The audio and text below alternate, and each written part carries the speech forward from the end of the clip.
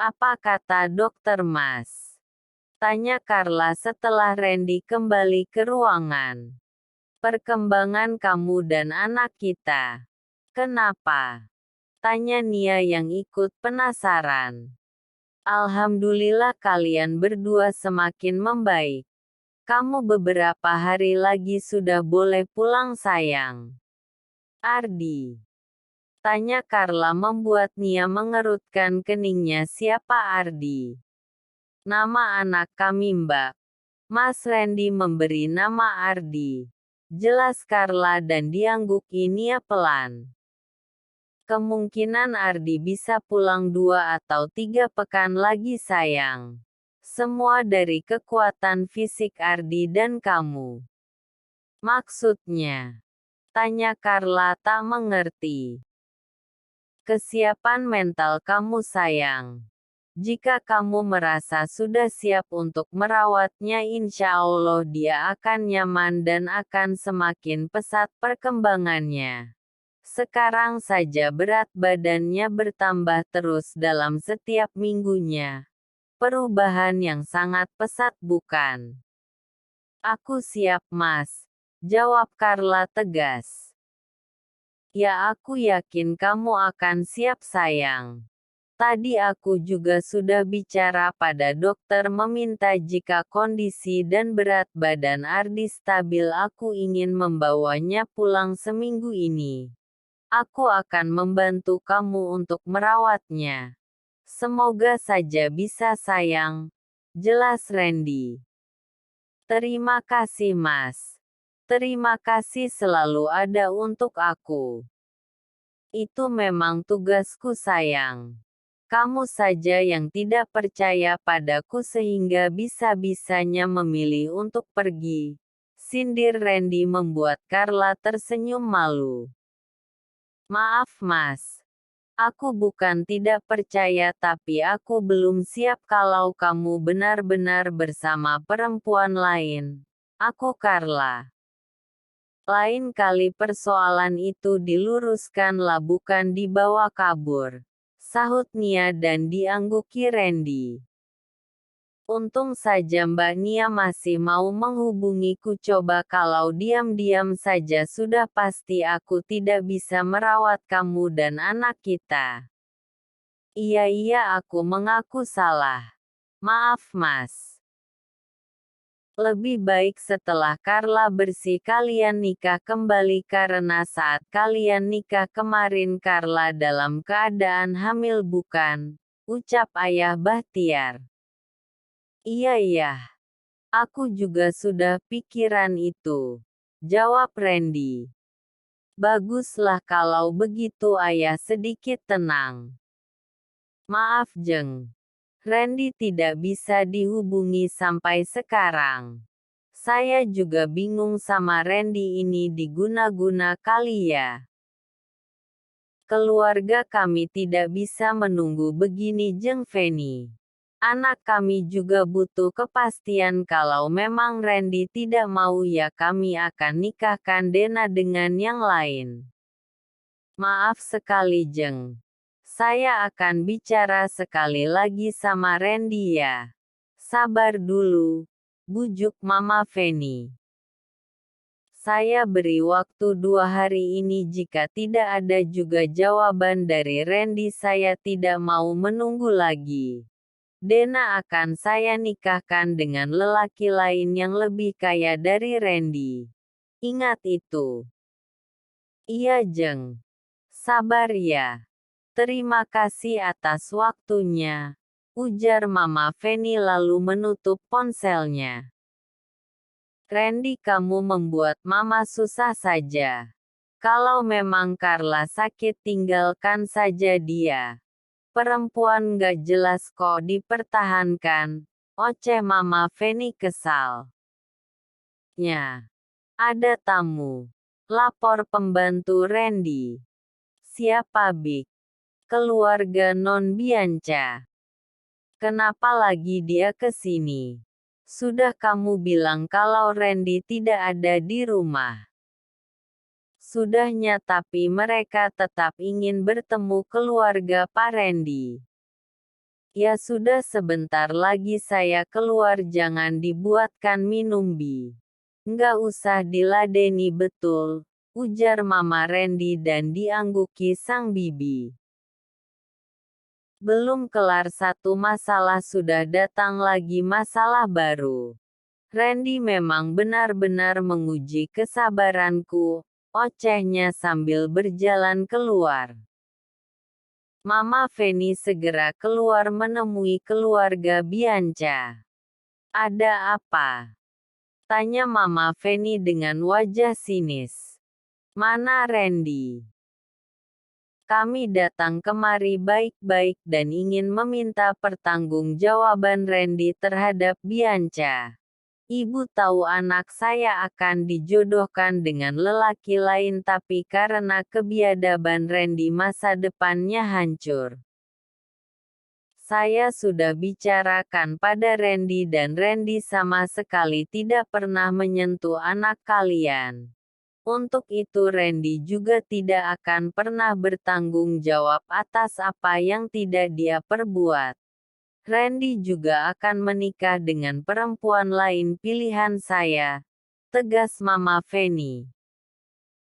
Saya akan tuntut Randy ke kantor polisi jika Randy tidak ingin menikahi Bianca, ancam ayah Bianca. Terserah. Silahkan lapor. Saya lebih percaya anak saya daripada anak kalian. Saya juga percaya anak saya, jawab Mama Bianca. Keluar kalian dari rumah saya.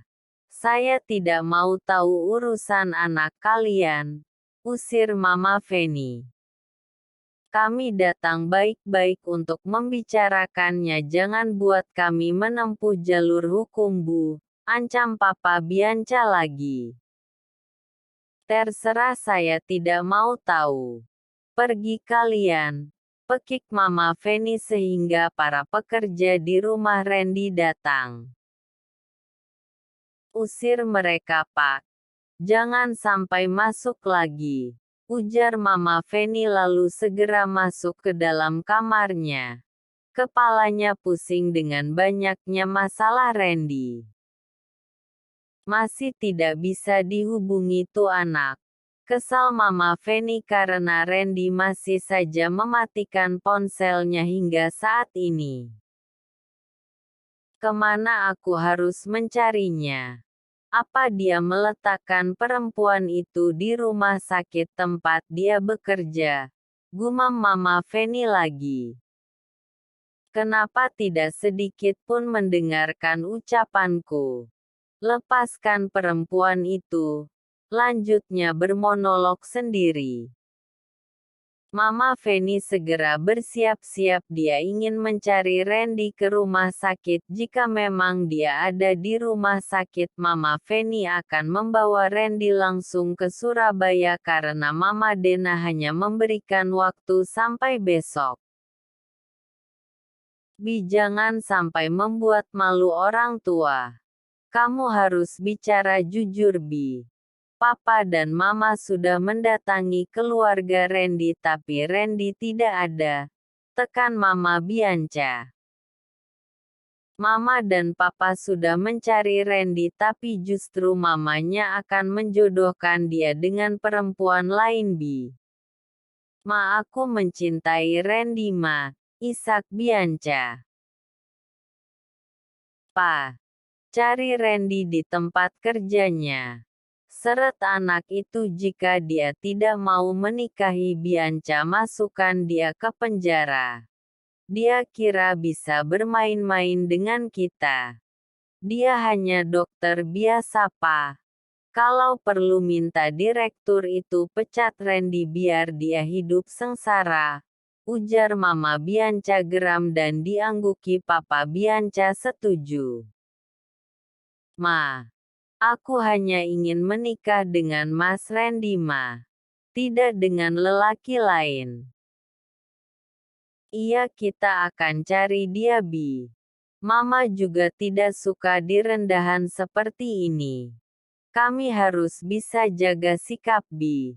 Jangan bodoh jika dia tidak mau dengan kamu. Papa dan Mama akan berusaha membuat dia mengakui kesalahannya. Bantu aku Ma agar bisa menikah dengan Mas Randy. Isak Bianca sambil memeluk tubuh sang mama. Papa Bianca seorang pengusaha yang cukup terkenal. Dia ingin melebarkan dunia bisnisnya dengan menjodohkan Bianca pada pengusaha kaya raya, tapi saat ini berbeda cerita. Anaknya mengatakan kalau sudah dilecehkan oleh Randy, mau tak mau dia harus menuntut Randy agar menikahi anaknya. Bianca sudah menyadari kalau dia memang tidak bisa berpisah dari Randy karena keegoisannya ingin mementingkan karir membuatnya kehilangan kekasih hatinya saat ini, dan hanya kebohongan ini yang bisa membantu Bianca agar Randy mau menikah dengan dirinya. Iya Mas, dia mirip denganku ya, dan hidupnya mancung seperti kamu. Lucu Mas. Aku gemes lihatnya, ujar Carla tersenyum manis sambil melihat anak lelakinya di inkubator sedang tertidur lelap. Perkembangannya sudah sangat baik Bu. Dedeknya juga sudah mulai lahap minum susunya, jelas sang perawat. Terima kasih Sus sudah mau membantu, jawab Carla sambil mengelus lembut pipi bayi mungil ini.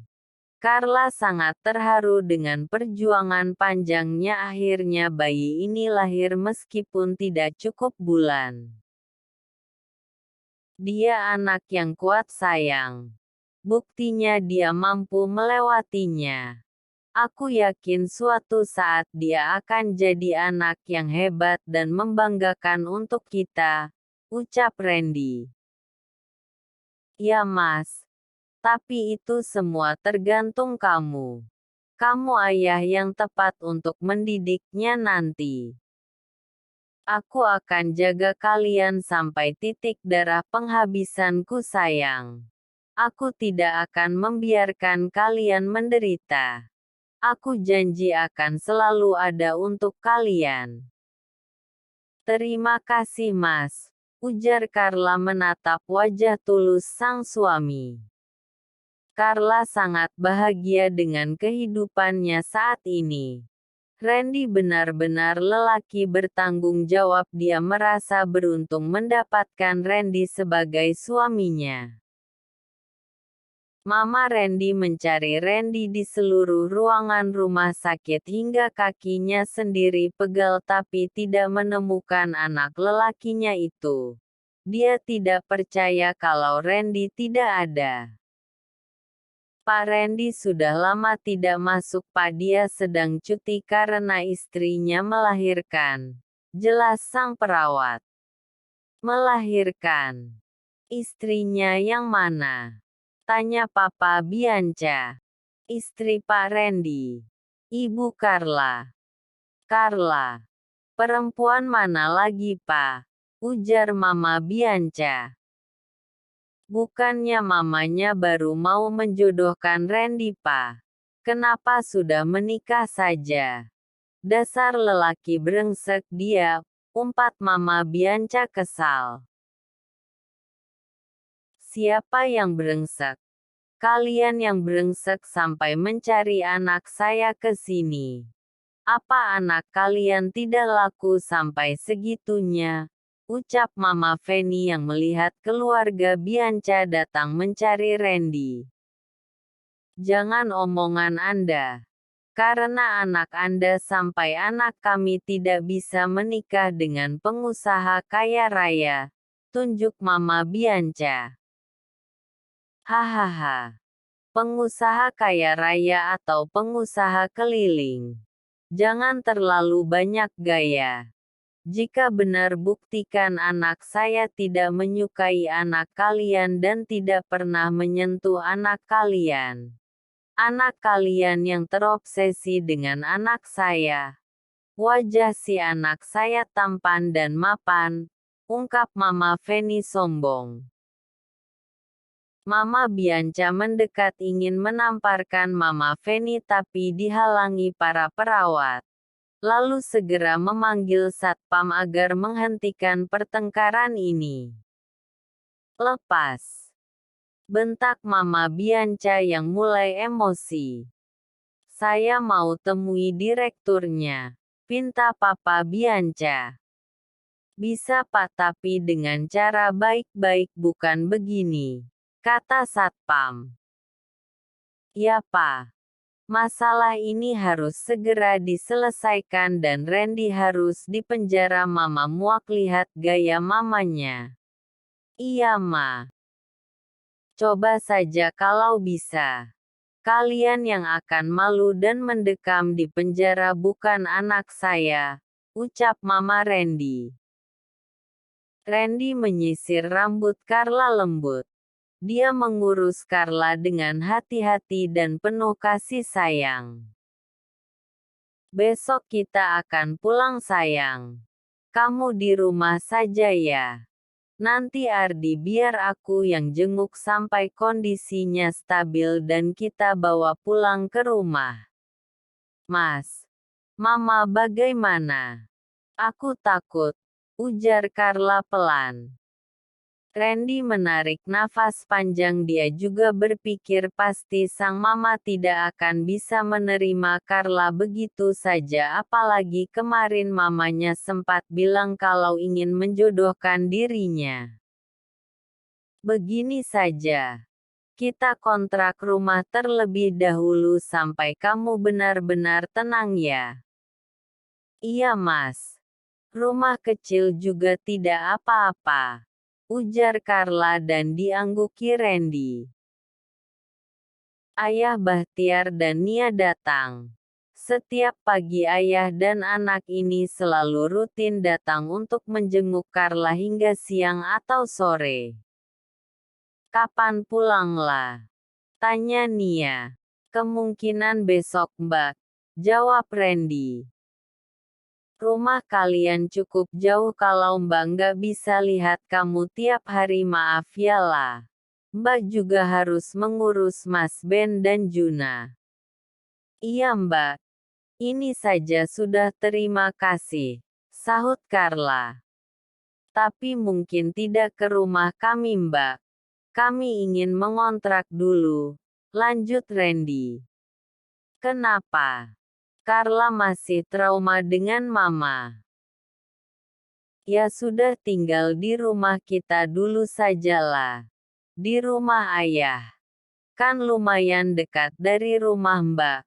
Ayah pun juga bisa mampir ke sana. Iya kan ya? Tanya Nia membuat Ayah Bahtiar terdiam karena dia merasa tidak punya kuasa atas rumah itu. Itu rumah Mama Nia bersamanya dulu dan sah untuk Nia, bukan dirinya. Yah, boleh kan? Tanya Nia lagi. Ayah terserah kamu nak. Ayah tidak bisa memutuskan kalau kamu boleh ya Ayah. Alhamdulillah. Karena hanya kalian anak yang Ayah punya, jawab Ayah Bahtiar. Ya bolehlah ya. Apalagi Carla sudah ada Randy yang menjaganya, jawab Nia. Rumahnya cukup besar dan bersih meskipun satu lantai dan bergaya rumah lama. Kalian bisa sewa pembantu untuk membantu Carla, usul Nia.